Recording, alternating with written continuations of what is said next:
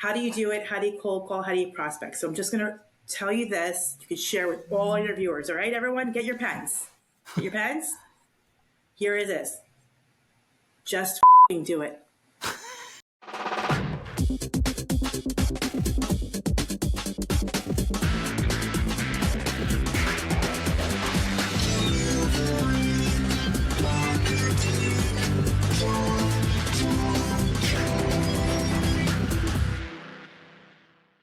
Hey there, and welcome to a brand new episode of Delivering Marketing Joy. I am your host, Kirby Hassman, and joining me today is a repeat rock star. She's been here quite a few times. She's in a new role right now. I'm so excited to dive into that. She's the VP of Business Development at Genumark, Johanna Gottlieb. Thank you so much for joining me.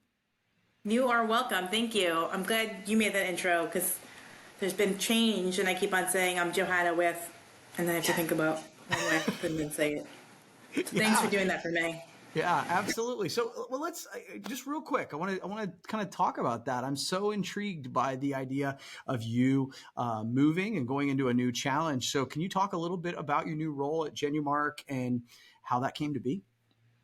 Absolutely. So I have been in the industry coming up on 18 years, and I was with the same company that was acquired by a small company called Halo about Maybe you've heard. Wow, maybe 4 years ago. So maybe you've heard of them, small company. And so for me, I never thought I was going to leave. Lifer, my husband and I joked that the kids would always be on my insurance. I felt very tied to the brands, particularly because of who I was raised by, like Larry Cohen and Joan for me were two people at Axis that just really paved a way and I really leaned on and considered friends and still do. But that was a big tide of why I would never leave. And so the beauty of this change is that I wasn't looking, truly. I think it's really easy to say that, but I wasn't looking. And when this opportunity presented itself, because it wasn't an active job role or search, it really fell onto my lap, into Mitch's lap in a very serendipitous way. It made me stop and think. And so after 18 years of loving the work, loving the industry, being a cheerleader and champion for the industry, I had to stop and think, do you want to stay in this path and have a great team that you have and have a great book of business? Or do you want to totally shake things up and fuck shit up and change the world? So in this path with Genumark, it provided me as an opportunity to be the first U.S. employee and to say, we can do something that in 10 years from now, we can say, look at the seed we planted in the U.S. and look where we are today. And that's my goal, really, to help this amazing company with an amazing reputation grow to something amazing, even more amazing. I said amazing a lot there. So really just thinking about what we can do, the footprint we can make in the States, and really build on what they've already had. Great reputation, B Corp certified, amazing people. They acquired Right Sleeve a few years ago during the pandemic. And for me, meeting Right Sleeve is genuinely like coming home to Axis. Like the agency approach, the way they think, the way they go to market. So I've been having a really fun time getting to know that crew and the Genumarkers, hearing their stories, helping them think about business development in a new light. And, I've told Mitch and Steven already, if I can help internally with people growing their own books of business, then it's a win already, right? So my goal is going to be to grow my own book and to grow a team of people in the U.S. eventually. But for now, if I can help your team grow and think about an exciting approach to business development, wow, win-win. Yeah, that's super interesting. So obviously it's still pretty new, but are there any like challenges that you see already? You're like, okay, I'm going to need to tackle this, or is this just one of those things where you're like, no, this is just I'm just going to do it the way I've always done it? I'm really glad you asked that. I went into this role thinking two things. It's really interesting being the new kid after 18 years, but I'm the new kid with a lot of experience. So I kept on saying to myself, leading to this moment, now I'm 6 weeks in, what can I do that helped me become successful at Halo? And what can I do differently that would look differently in a post-pandemic world? So I definitely am thinking about business development a little differently and probably naturally a little bit more confident and aggressive and assertive in the best of ways, not in bad ways. So I'm trying to think about that differently. What was the first part of your question? Just what are some of those challenges? What are the challenges that you see in this new role? Yeah. the best part for me, I think, and I've said this a few times to Mitch and Steven, I'm a guinea pig right now. I am the first US hire, and I love it. And what I mean by that is things like onboarding with HR and looking at the handbook and saying, okay, you have offer Boxing Day. What does that mean to me?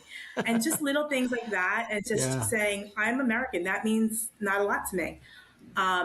So looking at that, speaking to IT, going through the security and change training, and talking to their talented team, and them saying, "We're going through training right now about U.S. systems and how things work a little differently there."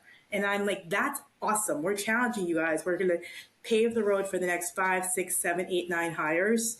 So from HR to IT to accounting and finance, right? I'm a U.S. employee in a Canadian-based company. So we're sort of carving the way, figuring things out as we go along, building the plane as we're flying it, right? We've heard that Yeah. term a lot over the last few years. Yeah. And I love it. I think it's so cool. I don't think it's weird or hard or a challenge. I think it's so cool that we get to build this together and really come up with a great onboarding experience for the next few employees. And it will be great. It has been great. It's been positive, welcoming, and it's been challenging in a way that makes people want to learn a little bit more than they've probably dealt with in the past. It's always been like a, here's how we do it, stamp, move on. Guess what? We get to change ways now, and we get to, like I said, fuck shit up. I love that. Well, and I think that you've got exactly the right attitude, right? Because if you were going to it and they're kind of looking for reasons to be annoyed, whenever there's change like that, you can see it both ways, right? Like it can be awesome or it can be really annoying. And I love that you have that attitude that you get to create a path. And I think that's exactly right. So you mentioned that you'll be, coaching people probably to grow their business, whether it's on the Canadian side or new people on the US side. So what are some things that you recommend people start doing like today to make their life or their business better? Okay, first of all, December is a great month for prospecting. You have less gatekeeper because they're out of town taking their last minute PTO, and people are trying to clear their calendar and get all those meetings in before basically next Friday when no one wants to work again until January, whatever. So write this down. December is a great month for prospecting. The second thing I would say about business development is something I've been sharing with everyone, and it's my secret. I get asked a lot. How do you do it? How do you cold call? How do you prospect? So I'm just going to tell you this. You can share with all your viewers. All right, everyone, get your pens. Get your pens. Here it is. Just fucking do it. That's it. Pick up the phone. Pick up the phone, send the email, send the self promo. We're at a point right now that your suppliers are getting a little slower as holiday starts to cease down. There have been many of your trusted supplier partners that over the past few months have said, let's do self promos, let's do specs. And I challenge you, Kirby, ask your team, who's taking advantage of those? Totally. So challenge someone, get 5 specs done before year end, get the specs done, do some kick-ass self-promo. And I mean, 3-dimensional, mailer, cool slogans, branding, all the things. Market it, come up with hashtags, and get it done so it's ready for the new year. You're right. Maybe you won't get those meetings the first week of January, but set up the meetings for mid-January post-expo and have something in their hands already for them to say, wow, when everyone else is waiting for that phone to ring, you were knocking and you were sending. And I promise it will work. That is awesome. And it makes me feel, you will appreciate this, Joe. I'm literally working on our marketing plan for the first quarter of next year, like 5 minutes before we hopped on a call, and I'm working on self promo and all that stuff. And so when you say that, I'm like, okay, so this is not wasted effort. If Joe says I'm doing the right thing, that's good. No, and honestly, Kirby, when we're done, I'd love to see what you're working on and give you some valid input from a straight talking New Yorker about colors you're using, slogans, taglines. We're not going to do a pen and send it to someone and hope for that 20K order. You want to think about strategic, what's going to get in their hands that buyer goes, I need to call Kirby back. This is worthy of a conversation or something on my calendar. So I'm happy to provide input and feedback about what you're thinking about. But everyone else listening, if you're a distributor, lean on your suppliers. I'm telling you, they have all come in the last 3 months saying, show me your top 5 logos for your accounts. Tell me about specs that might work. Lean on me for self promos and budgets. Yeah. Suppliers are working their butts off to meet quota and take advantage of any offers they're offering you. That's great. That's great. Okay. Final question for you. So who are some people that inspire you to be better and how do they do that? Okay, I definitely have a very long list. I'm going to start with my children, who I know is easy, but like a really good example is I have a 5-year-old and an 8-year-old who are very, very different and very, very awesome, and they still like me. And my 8-year-old was watching TV with me last night, and she was really into the show. Oh, she was Friends. She loves Friends. We were watching Friends, and I was like sort of tuning out, watching my phone. And the show ended, and it was time for bed. And she said, "I'm really upset. You were on your phone, and you told me you weren't going to do that anymore." And she had brought that up to us, that she didn't love that we dewinded on our phone when she watched TV. And I said, you know, I didn't have a normal parent reaction. Don't talk to me like that, anything like that. I said to her, I've never done this before. I've never been a mommy to an 8-year-old. You are right, and I'm wrong. And you're going to need to call me out over and over until I get it right. I'm not perfect, but these moments help me learn for Lola, your sister, and for others that I need to be called out. And so she appreciated that. So she definitely makes me want to be better, as well as my little one. And I would say the other community that I feel has really inspired me over the last year and a half is a community I work with called Achilles International. So Achilles Chicago is a division I'm part of. And this is an opportunity for me to help train disabled athletes reach and meet their fitness goals.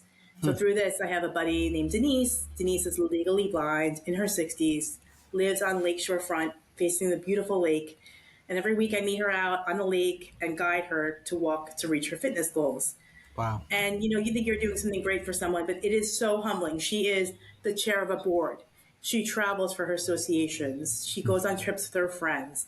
She humbles and makes me want to be a better person every day, because when you're out guiding her, most days it's her guiding me. And, you know, she'll lean on me and I have to pull her in if there's a crack or think about if something to slip her up. But truly, whenever we walk, I feel like I'm being guided in the best of ways. And you start your day in this moment of like, how can I be better? How can I do better? How can I give more? When I know there are so many people out there with challenges that just face them in the best of ways. So Achilles International, if you don't know who they are, anyone can get involved as a volunteer guide. Amazing organization to be humbled and to find ways to feel like you can be better. That is awesome, Joe. I really appreciate you taking the time, dropping the knowledge. Always feel like I get smarter when I get talking to you. So thank you so much. And I'm excited for your new adventure. Me too. And thank you for putting out great content. You know, big fan of this, but also big fan of Unscripted. You guys are always having fun, and it's just always great to hear the banter and comment. So folks, if you're not watching him on Unscripted, check that out as well. It's super good content every Friday. Thank you so much. I appreciate it, Joe. Always fun. We'll have to do it again sometime, and I can't wait to see you in Vegas. For sure. All right. Well, that's going to wrap up this edition of Delivering Marketing Joy. We'll see you next time.